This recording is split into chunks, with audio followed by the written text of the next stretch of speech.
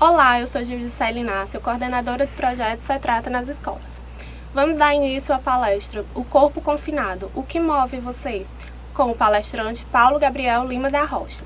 Ele tem licenciatura e bacharelado em Educação Física, é especialista em Psicomotricidade e Psicopedagogia, mestre em Ensino na Saúde, integrante do Grupo de Estudos e Pesquisa em Educação Física Escolar, GEPEPS. Tenham todos uma ótima conferência.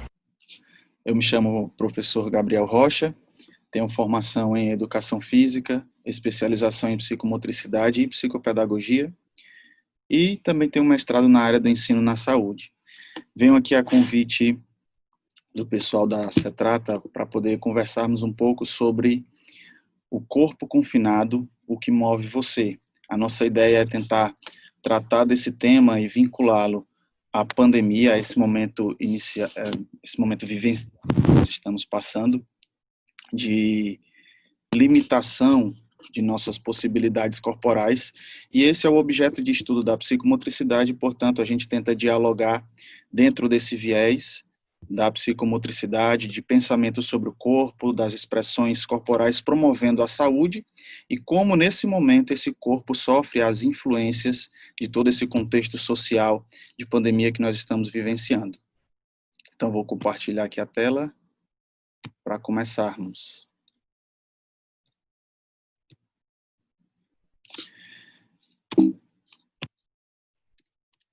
Então, aí está o tema, o corpo confinado, o que move você. Dentro dessa temática, nós vamos abordar alguns aspectos que eu quero, de forma introdutória, já trazer aqui como índice. A gente parte, então, da pergunta, o que é a psicomotricidade? O que é essa ciência que dialoga sobre o corpo e como ela pode contribuir no desenvolvimento global dos nossos alunos, tocando em vários aspectos, não apenas os aspectos físicos, mas também os aspectos psicológicos, os aspectos físicos, orgânicos, alimentares e assim por diante. Outra pergunta que surge, que nós tentaremos abordar aqui, responder ao longo dessa palestra, será como e através de que acontece o desenvolvimento psicomotor, como o confinamento afeta o corpo e quais os efeitos da pandemia para o desenvolvimento humano. Outra consideração é travessias e travessuras, algumas possibilidades que o corpo tem no desenvolvimento, que nós chamamos de desenvolvimento neuropsicomotor, como os jogos, as brincadeiras, toda essa popularização de atividades livres e espontâneas que demarcam os jogos podem também ser possibilidades e caminhos para o desenvolvimento global da criança, e como isso pode surgir como uma ferramenta importantíssima nesse momento que nós estamos vivenciando agora. Eu vou falar em nome de alguns autores aqui interessantes também para a nossa reflexão. O professor psicomotricista Juan Miller entrará nessa nossa reflexão. O professor Vitor da Fonseca, que é um psicomotricista português. O filósofo Merleau-Ponty, que teorizou muito sobre o corpo. O pedagogo Gandhi Pioski, e o poeta Manuel de Barros. Então a gente reflete sobre todas essas vertentes, todas essas áreas, chama para o diálogo e tenta refletir sobre saúde, sobre o corpo da criança e como essa criança está sendo afetada nesse momento de pandemia no seu desenvolvimento integral. Então eu gostaria de começar refletindo sobre a psicomotricidade, sobre a sua conceituação. O que é a psicomotricidade?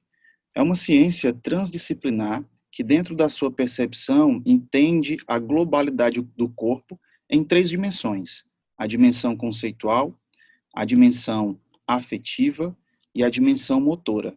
Então, todas essas dimensões, elas fazem parte do desenvolvimento do ser humano, e para analisar o desenvolvimento de uma criança, nós não podemos negligenciar nenhuma dessas áreas. Portanto, a psicomotricidade é uma ciência que estuda o homem através do seu corpo em movimento e como essa ação motora ela produz ou funda o psiquismo humano e como isso também interfere na sua afetividade, nas suas emoções e no desenvolvimento satisfatório da sua personalidade.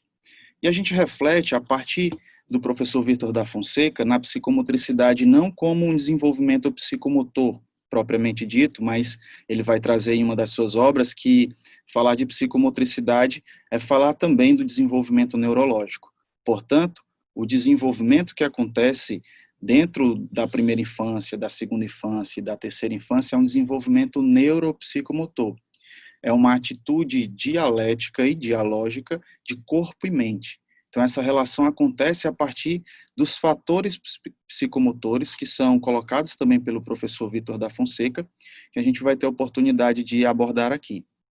Bem, o primeiro deles é o fator da tonicidade. Então, para que o desenvolvimento da criança aconteça de forma satisfatória, é necessário que exista uma base de desenvolvimento.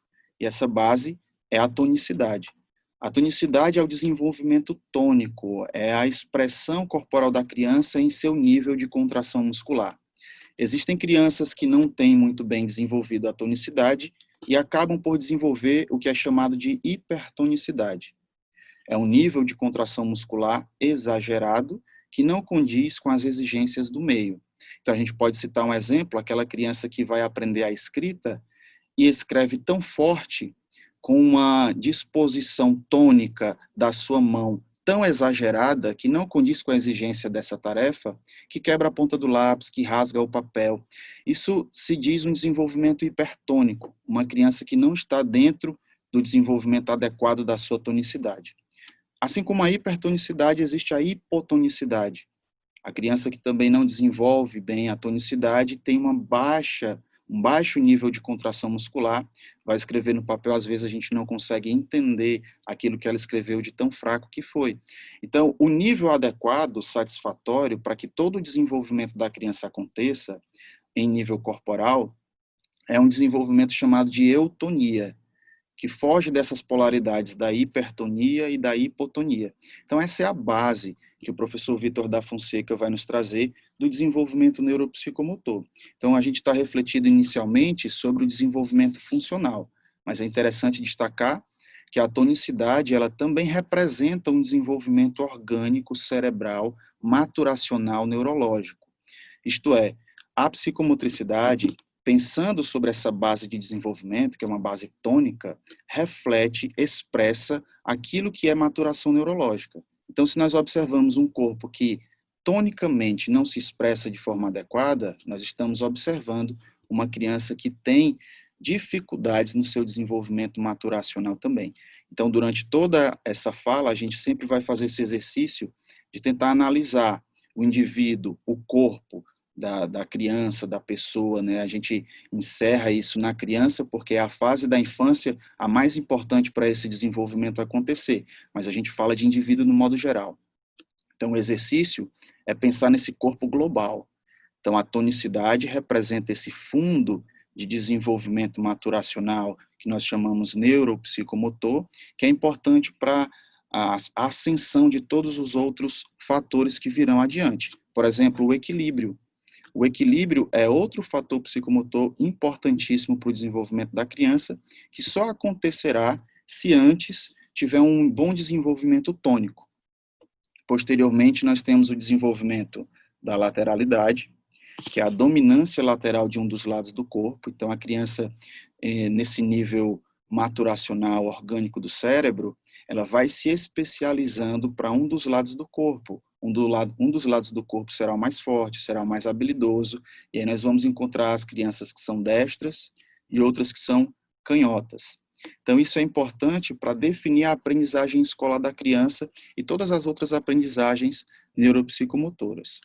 Posteriormente à lateralidade, nós temos o desenvolvimento da noção de corpo, que é essa noção que a criança vai criando da sua própria imagem corporal, que a gente comumente costuma dividir em duas partes, que é a noção de corpo no que diz respeito à imagem corporal e a noção de corpo no que diz respeito ao esquema corporal. O esquema corporal lida mais com as questões da imagem que a criança vai criar das partes que constituem o seu corpo. Então, a criança vai entendendo que existe a cabeça, tronco, membros, o lado direito, o lado esquerdo, e tudo isso faz parte do seu esquema corporal. Essa compreensão está dentro da noção de corpo. Mas não só. A imagem corporal também é uma acepção que a criança vai criar da relação que ela vai construir com ela mesma. A gente falou que a psicomotricidade é uma ciência transdisciplinar. Transdisciplinar quer dizer que ela atravessa várias disciplinas. Então, o corpo que é o objeto de estudo da psicomotricidade, vai se ocupar não apenas do corpo funcional, mas daquele corpo que vai ser imaginado pela criança na sua constituição da sua personalidade. Então, o desenvolvimento intrapessoal, nesse momento da construção da imagem do corpo, é importante. A partir das relações que a criança vai mantendo com as outras crianças, com seus pares, com os objetos, tudo isso vai formular a imagem do corpo que ela vai criar, e isso pode gerar, ser desdobrado em uma autoestima ou em uma baixa autoestima. Então, essas concepções são importantes, são 7 fatores psicomotores. Nós já falamos aqui da tonicidade, equilíbrio, lateralidade e noção de corpo. Então, falta 3. 3 importantes fatores psicomotores do desenvolvimento humano. E o quinto é a estruturação espaço-temporal, que é a habilidade que a criança vai ter de se relacionar com o seu meio, de perceber o espaço e o tempo que está à sua volta. Essa habilidade será muito importante para o desenvolvimento de habilidades físicas, mas também de habilidades cognitivas, do que a gente também chama de funções executivas. Então, por exemplo, na aprendizagem da leitura, a criança precisa compreender, ter um nível de abstração dentro dessa habilidade de estruturação espaço-temporal para reconhecer as letras e diferenciá-las. Diferenciar o P do B, essa configuração do grafema da letra, elas têm diferenciações pequenas, o M do N, o S do Z. Se a criança não tiver uma boa estruturação espaço-temporal, essa diferenciação e essa aprendizagem poderá ficar limitada e prejudicar todo o desenvolvimento da criança. E os 2 últimos fatores é a apraxia global e a apraxia fina. São 2 habilidades de coordenação motora. A coordenação motora mais ampla, mais global, que recruta grandes grupos musculares para a realização de um movimento, e a coordenação motora fina, que é realizado pelos dedos das mãos num movimento de pinça, que é muito exigido também pela escola no processo de aprendizagem da escrita. Então, com esses 7 fatores psicomotores, o que é que nós observamos? Que é extremamente importante a vivência motora da criança para o desenvolvimento de todas essas habilidades. Se a criança tiver espaços e condições de desenvolverem atividades espontâneas, livres, jogos, estar em contato com outras crianças, isso será extremamente produtivo para o desenvolvimento de todas essas habilidades. Um corpo que não vivencia todas essas possibilidades também terá um prejuízo, uma queda, um déficit em todas essas habilidades, de tonicidade, equilíbrio, lateralidade. Então você já começa a perceber que a dificuldade de aprendizagem de uma criança pode ter uma origem no corpo. Então, esse primeiro slide de explicação sobre o que é a psicomotricidade nos chama a atenção para aquilo que é global no corpo humano, para aquilo que é global na aprendizagem da criança. Todas essas habilidades são necessárias para a maturação orgânica do cérebro, todas essas habilidades são importantes para o desenvolvimento da afetividade e das emoções da criança. Seguindo adiante, nós temos uma citação de Vítor da Fonseca que corrobora com tudo isso que nós falamos.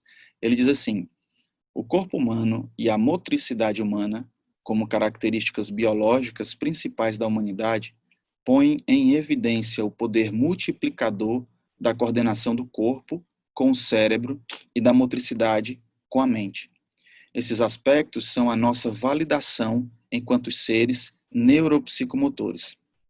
Então, toda essa relação de corpo e mente, da coordenação do corpo com o cérebro, vem nos revelar a complexidade do desenvolvimento humano.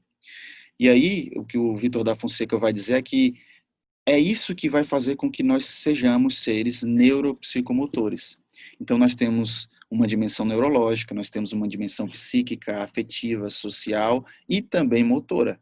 Então, quando nós falamos de vivências corporais, jogos e brincadeiras, possibilidades de relações sociais com outras crianças, nós não estamos falando apenas do desenvolvimento físico, corporal. Nós estamos falando de um desenvolvimento global. E daí a gente já começa a refletir sobre o momento atual de pandemia, onde as crianças estão privadas de todas essas experiências, de vivências corporais, de possibilidades. A criança não pode ir no parque devido a todas as dificuldades que nós estamos ainda tendo com o processo de pandemia, e tudo isso causa uma dificuldade nesse desenvolvimento. Mas na frente nós vamos sugerir possibilidades para tentar resolver ou minimizar todas essas implicações do momento atual. E nós observamos com essa figura que o desenvolvimento do sistema nervoso, ele não é apenas um desenvolvimento que acontece no cérebro. Você consegue perceber por essa imagem que o sistema nervoso cerebral, o sistema nervoso, tanto o sistema nervoso central como o periférico, eles estão distribuídos no corpo todo. Então, antes da criança aprender abstrações cognitivas relacionadas a funções executivas, por exemplo, de memória e atenção, ela precisa vivenciar no corpo. Antes de aprender conceitos matemáticos, antes dela aprender longe, perto, direita, esquerda, dentro, fora, todos esses conceitos que são abstratos, ela precisa vivenciar no corpo, entre essa relação dos neurônios, das ligações sinápticas. Tudo isso vai fornecer informações para o cérebro e vai criar um acervo de informações que serão importantes posteriormente na aprendizagem cognitiva da criança. Para finalizar essa parte mais voltado à explicação sobre o fundamento da psicomotricidade, existe um professor chamado professor Juan Milla, que é um psicomotricista uruguaio, que vem muito ao Brasil fornecer cursos nessa área, que ele diz o seguinte: a ampliação do campo disciplinar e do campo de atuação profissional tem sido enorme, incorporando os âmbitos de prevenção e promoção à saúde. O que ele está dizendo aqui sobre a psicomotricidade é que ela vem crescendo e se tornou uma ciência, uma profissão no ano de 2019. Em janeiro de 2019, a psicomotricidade foi reconhecida como uma profissão. Então, ela vem crescendo e a atuação do psicomotricista já está nos âmbitos de prevenção e promoção à saúde, haja vista essa grande importância de todas as atividades psicomotoras para o desenvolvimento global da criança.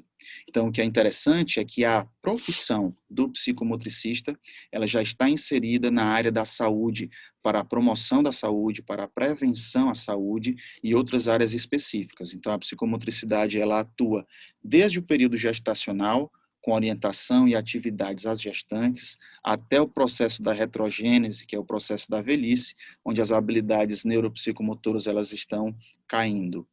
Então, todo o trabalho do psicomotricista é importante para a gente pensar socialmente e de forma antropológica como o desenvolvimento da criança é importante dentro desses níveis. Uma reflexão sobre a motricidade humana. O professor Vitor da Fonseca diz o seguinte: a motricidade humana é ação, conação e enação. Vamos entender esses termos. O que é a ação? É aquilo que mobiliza as sensibilidades corporais corticalizadas, interiorizando dialeticamente o mundo interior e o mundo exterior. A ação propriamente dita. A conação, a sua organização e expressão são fortemente motivadas por emoções e afetos. E a enação, porque a ação é o espelho da história experiencial do sujeito. O que se faz é inseparável do que se imagina e do que se é como ser humano. Então, eu posso analisar, a partir da ação propriamente dita da criança nos aspectos motores, toda a sua expressividade. Mas eu não posso desvincular essa ação do aspecto da conação, que são os aspectos afetivos, o desejo da criança. Por que uma criança gosta mais de amarelinha e outra gosta mais de pular corda? Existe um conteúdo afetivo e emocional que precisa ser analisado também, das preferências e do desejo da criança em participar de algumas atividades e outras não.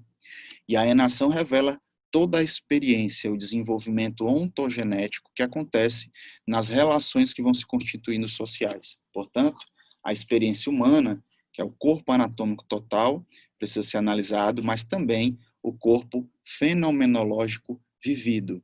Esse corpo da fenomenologia considera todos esses aspectos que ultrapassam.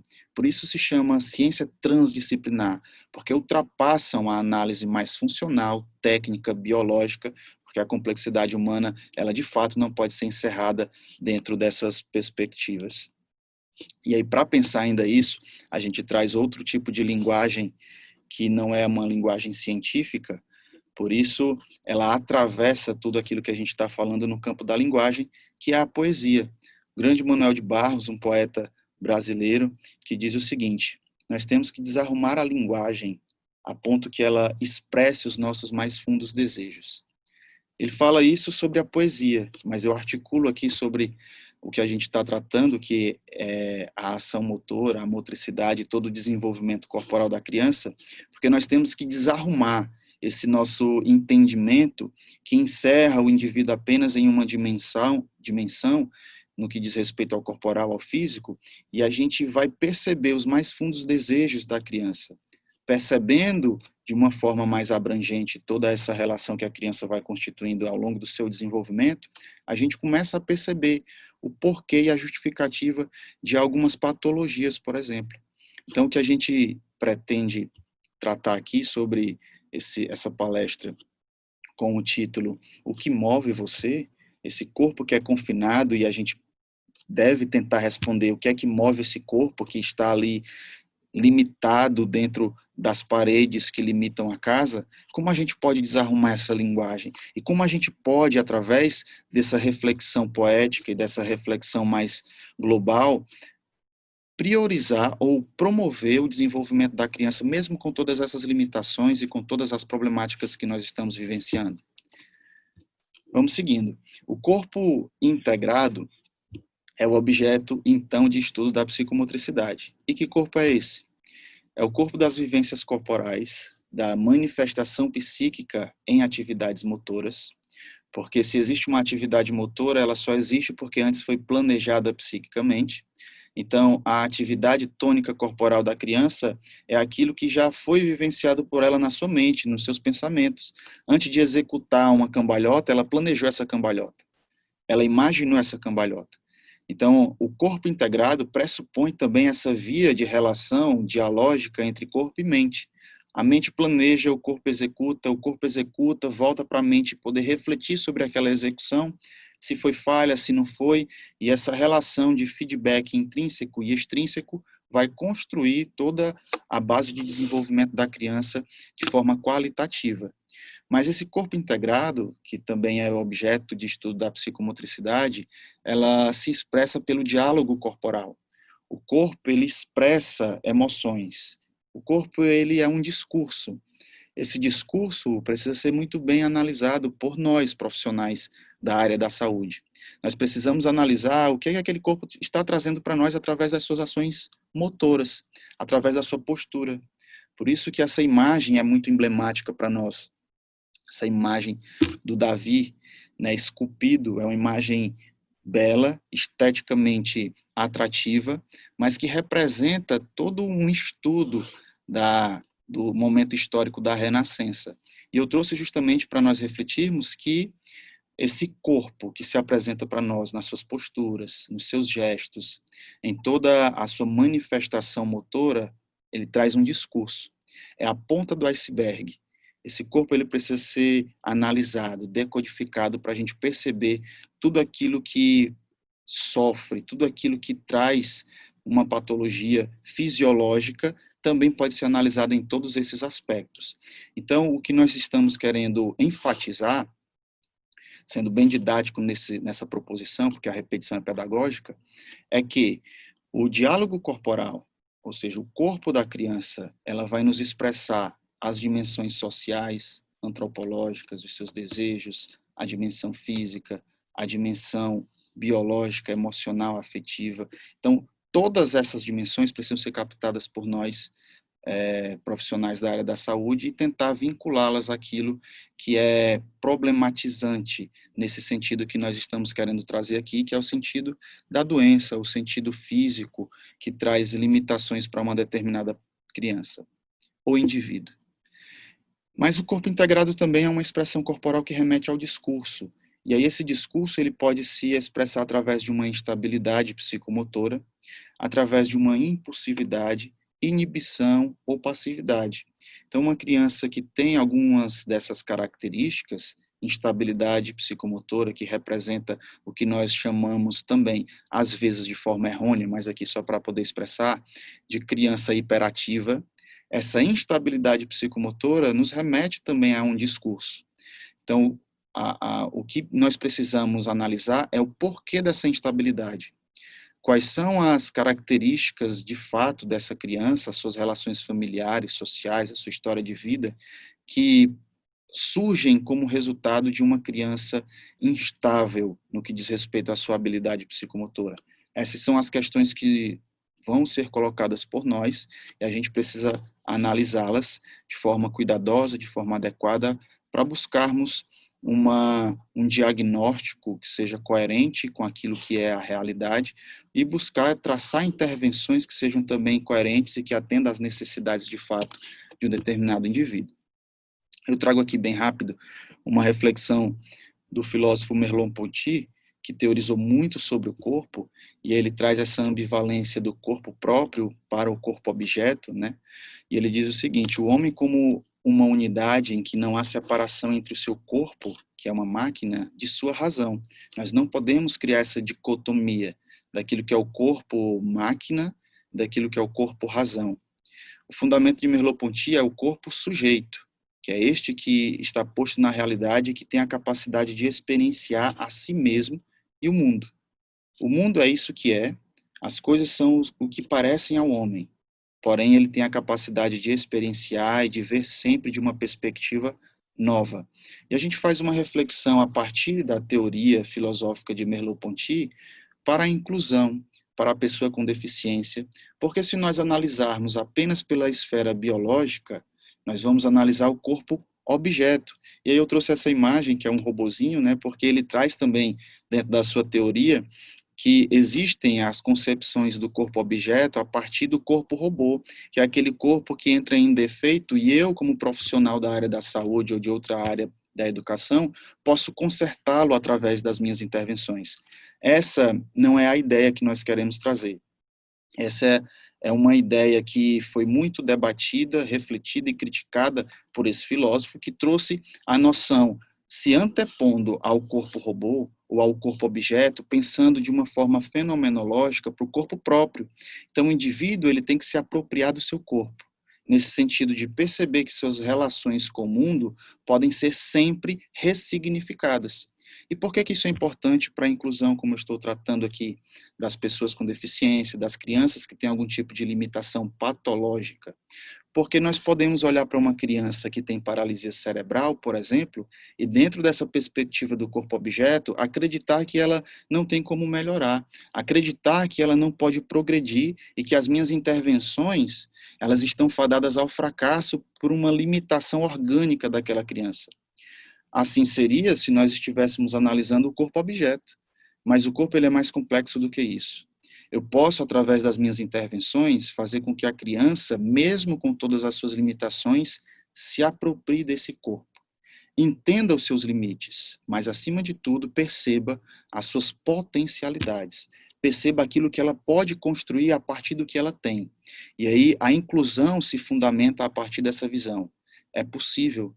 Nós podemos contribuir para o desenvolvimento da criança mesmo com todas as problemáticas, mesmo numa situação de pandemia.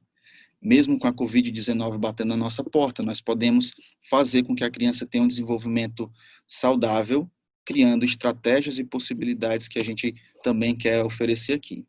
Mas ainda refletindo sobre esse jogo, essa brincadeira, o corpo da criança, eu trago o pensamento de Gandhi Pioski, que escreveu um livro interessantíssimo, que eu deixo também como referência.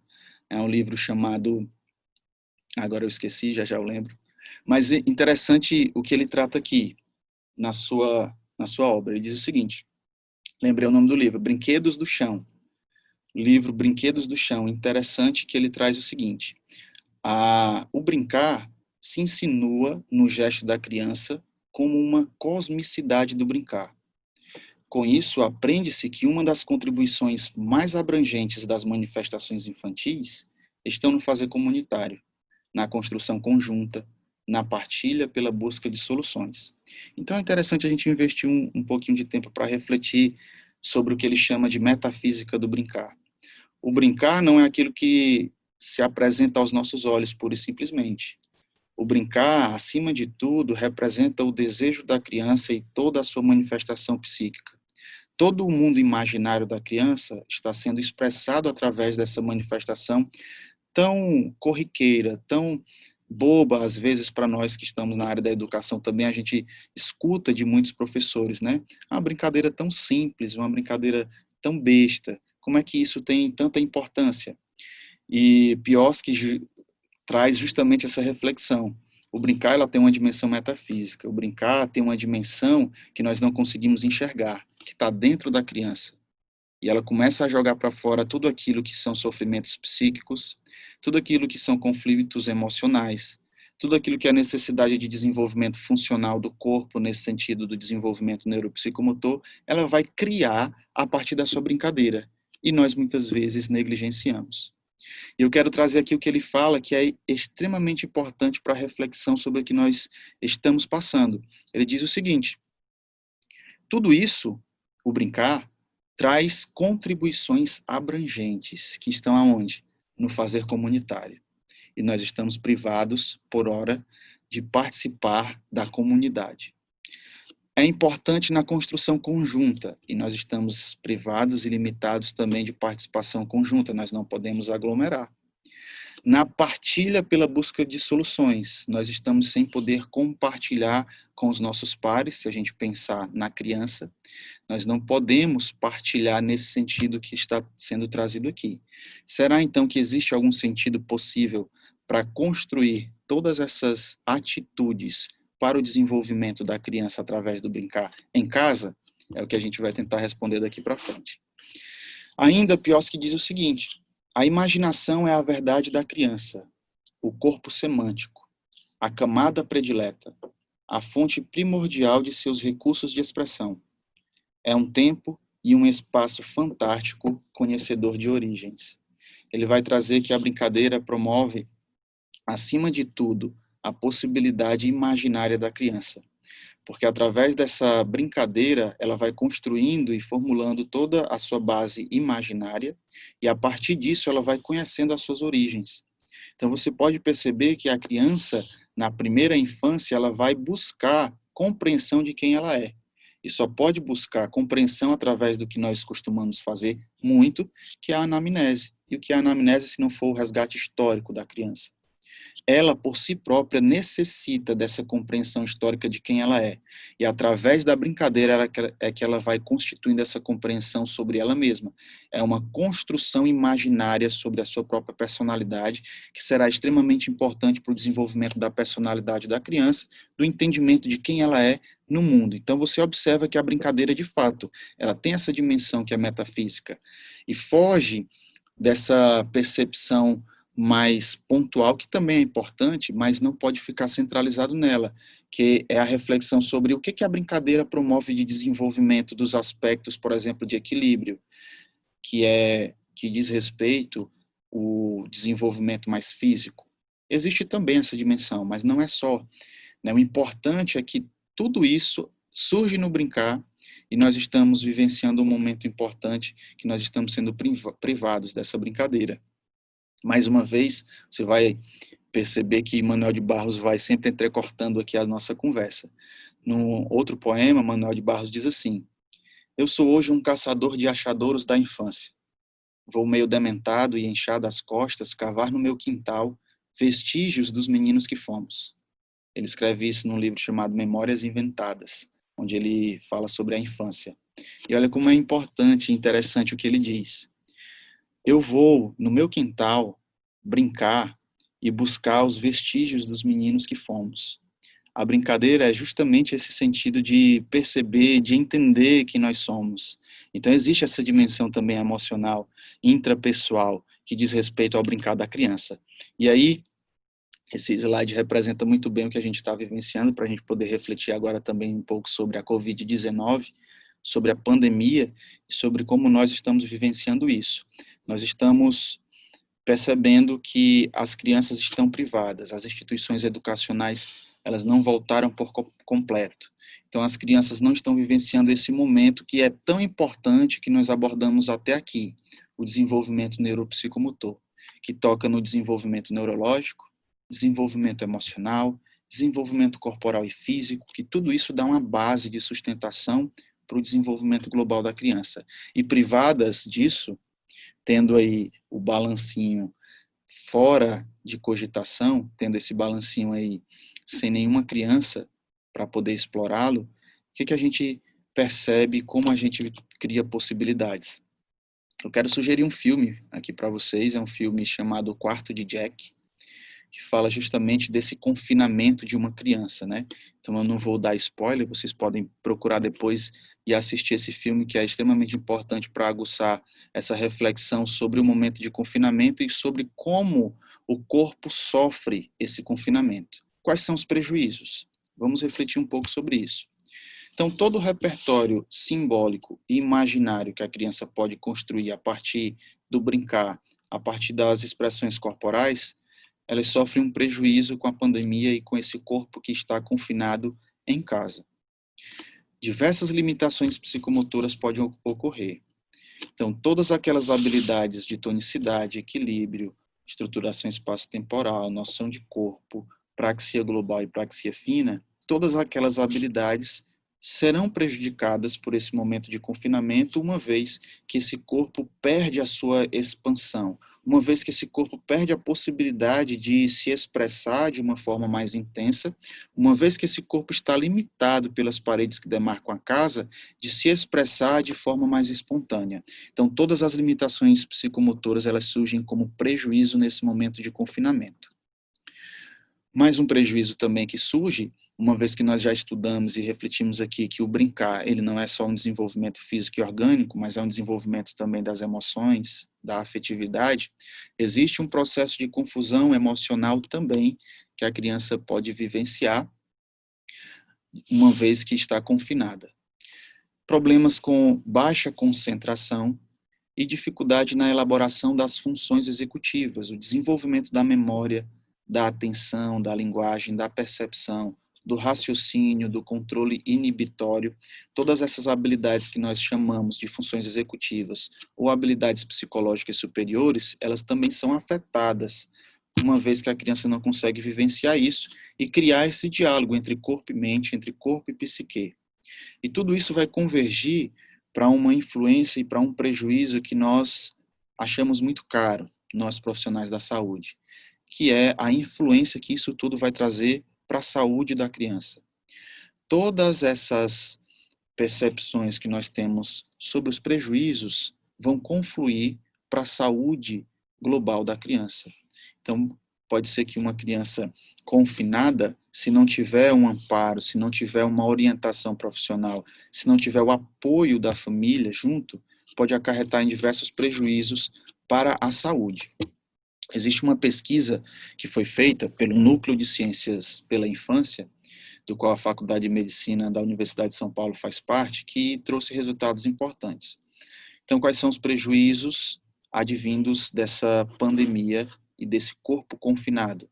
Efeitos do distanciamento social, dependência excessiva dos pais, cada vez mais as crianças estão mostrando essa dependência emocional dos pais, desatenção, preocupação, alterações no sono e apetite, pesadelos, desconforto e agitação. Mas não para por aí. A pesquisa também demonstrou que os prejuízos desse corpo confinado, sem a possibilidade de exploração corporal, podem trazer também o desenvolvimento de uma inquietação. Lembra que nós falamos lá no início sobre a inquietação psicomotora, né? Essa capacidade na verdade, essa dificuldade que a criança tem de se concentrar e ela fica inquieta e não participa de atividades com começo, meio e fim, ela tem essa dificuldade a partir de uma inquietação e monotonia por conta de permanecer num mesmo espaço por muito tempo, alterações no sono, alterações na alimentação, no humor e experienciando expectativas emocionais de medo, ansiedade, estresse, tédio e até mesmo de solidão. Então, olha como todo esse momento que priva as crianças de modo geral, todas as pessoas, de um desenvolvimento corporal, afeta vários campos das dimensões humanas. Inclusive, nós percebemos nas instituições educacionais que algumas estratégias estão sendo tomadas. Muitos professores estão gravando vídeos, dando sugestões de atividades para serem realizadas dentro de casa.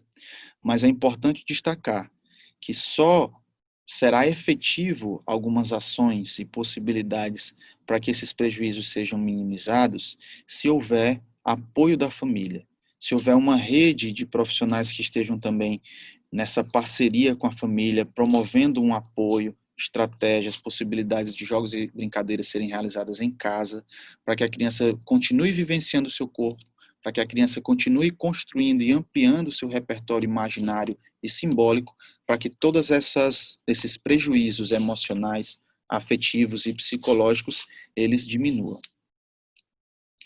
Então, há algumas possibilidades que a gente pode trazer. Jogos e brincadeiras populares, nós socialmente costumamos a explorar muito os jogos tradicionais e os jogos populares, amarelinha, pular corda, peão, bila, todas essas atividades, pega-pega, que as crianças elas praticam e às vezes a gente acha que é inerente, né, mas faz parte de um construto social, faz parte da nossa cultura e as crianças vão se apropriando disso e passando de geração em geração. Então, quando elas estão num ambiente mais livre na escola, ou quando elas têm a possibilidade de frequentar um parque, um lugar mais livre, mais aberto, perto da sua casa, por exemplo, onde ela entra em contato com outras crianças, sempre surgem essas brincadeiras, que são chamadas de jogos e brincadeiras populares. E por que não trazer como possibilidade esses jogos e brincadeiras populares para o espaço da própria casa?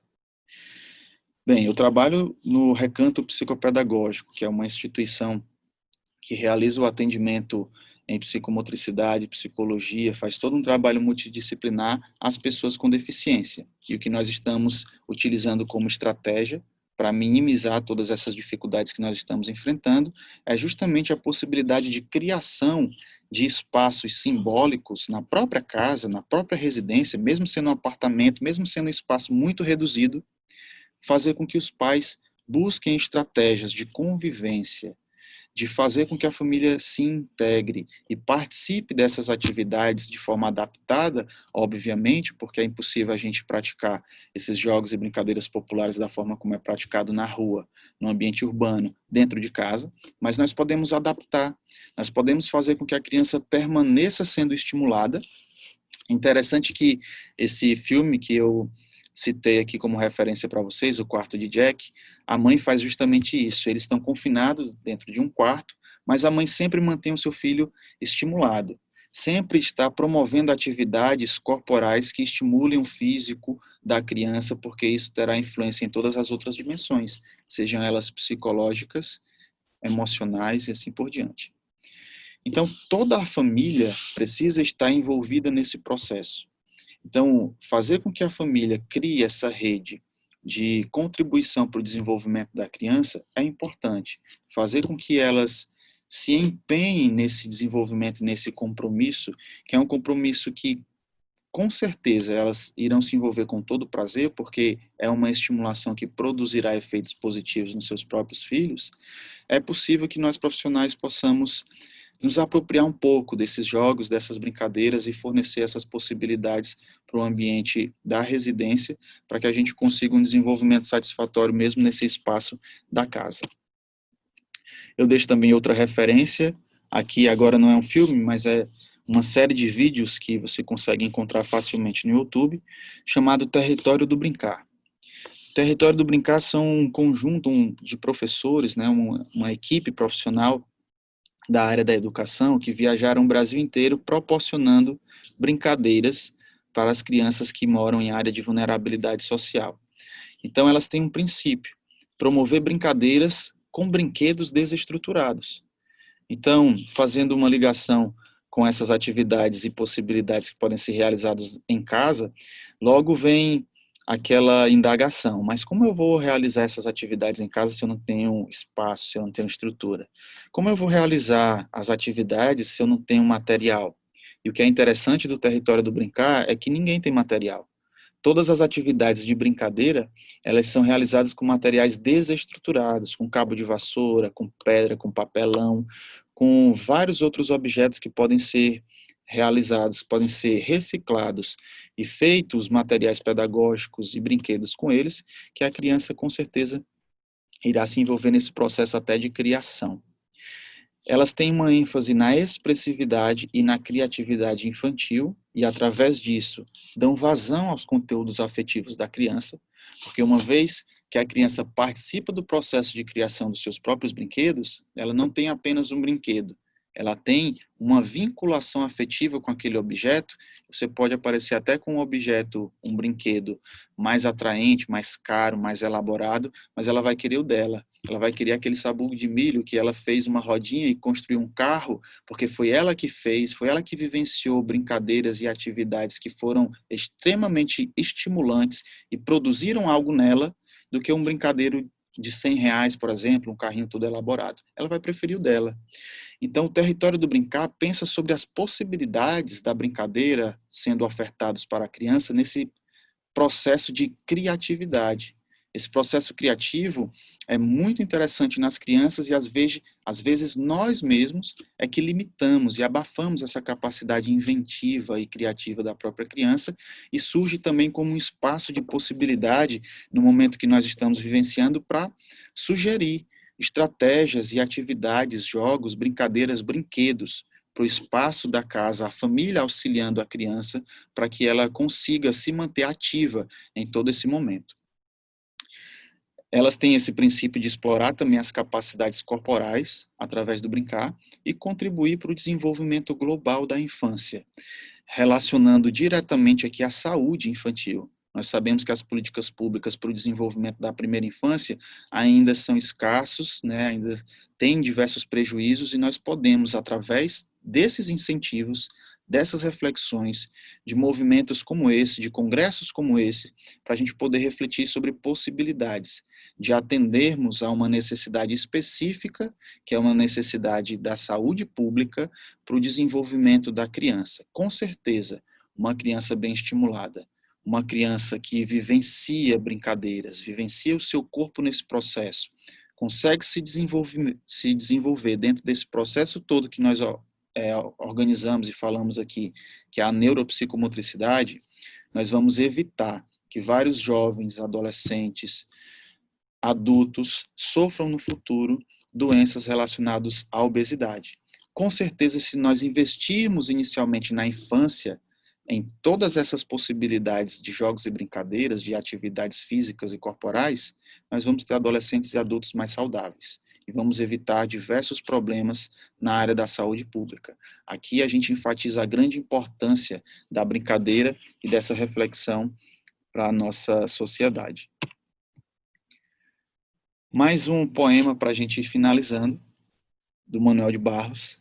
Ele diz o seguinte: essas possibilidades, elas se opõem justamente a todas as dificuldades, os bloqueios, as barreiras que a gente pode colocar para estimular uma criança. E Manuel de Barros tem uma poesia muito interessante sobre isso. Ele diz assim: quem anda no trilho é trem de ferro, sou água que corre entre pedras, liberdade caça jeito.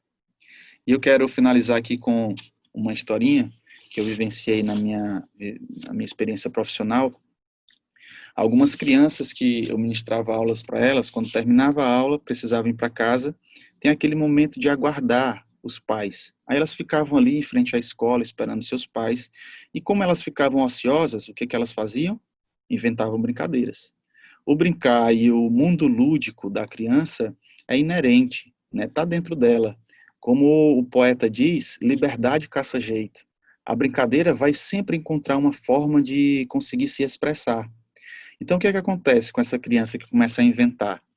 Ela começa a pegar a bola e brinca ali com seu amiguinho, e aí eu observando essa cena, aí uma professora pegou e disse: olha, vocês não podem brincar nesse momento, vocês vão só esperar os pais de vocês. Aí recolheu a bola das crianças. Aí logo elas ficaram ansiosas, não passou nem um minuto, elas tiveram ideia: vamos rasgar um papel do nosso caderno e vamos fazer uma bolinha? Ela rasgou, fez a bolinha e continuou o jogo da brincadeira, o jogo de bola. A professora viu e novamente foi lá e disse: olha, não falei que não pode brincar aqui? Vocês estão só esperando o pai de vocês, recolheu a bolinha. E elas não tinham mais nada para poder brincar, elas pegaram a chinela e começaram a chutar a chinela, a havaiana, e brincando de bola. Então a liberdade sempre vai caçar jeito. A brincadeira e a estimulação que a criança precisa ter também pode encontrar uma forma de ser resolvida, uma forma de ser estimulada, se nós conseguirmos ter criatividade e, acima de tudo, eu acredito que é o grande problema, disponibilidade. Se nós tivermos disponibilidade para oferecer essa possibilidade de desenvolvimento das crianças, nós vamos conseguir fazer com que elas se mantenham ativas, mesmo com esse processo que nós estamos vivenciando na sociedade, mesmo elas em casa confinadas, esse corpo ele pode ser movido através das nossas disposições, pais, profissionais, família, fazermos acontecer o desenvolvimento da criança em casa. Então era isso.